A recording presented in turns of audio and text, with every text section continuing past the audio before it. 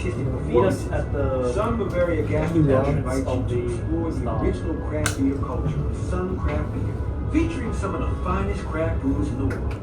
Meet us Brew at Fake local Europe. in true quality using original recipes from Canva, a globally acclaimed This is brewer like, with wow. 25 Wow, this is I've hard. been here my whole time.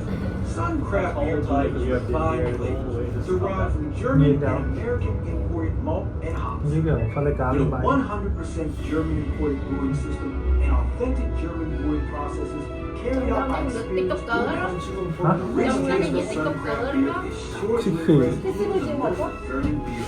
How does that make sense? Chị Like, đi how would theo you be allowed đi to eat lúc chị người nọ đi Bia. lên nằm nặng 30% Don't need a phải visa. đâu em sờ á em sờ đúng chết Oh, did she fly straight from là Berlin to nó chật chật Istanbul? cứ nóc nó cứ lấy I think she went to Thì đi ban đại hiếu à?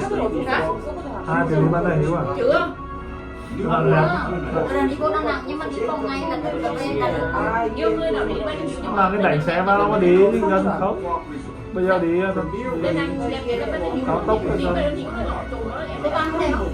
đẹp lắm Cô băng ngủ. đẹp mà ở đấy bên đây những đẹp lắm đẹp có được Chúng chứ để khi cô coi đi năng nặng đi đảo coi như ba đảo cái như nào cái đây mình chưa thấy được trong người.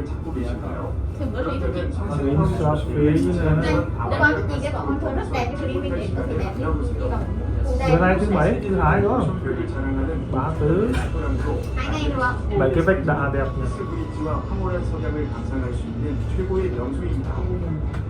ở bên đi mình cũng đi ở đấy It's not raining outside Có anymore. chứ.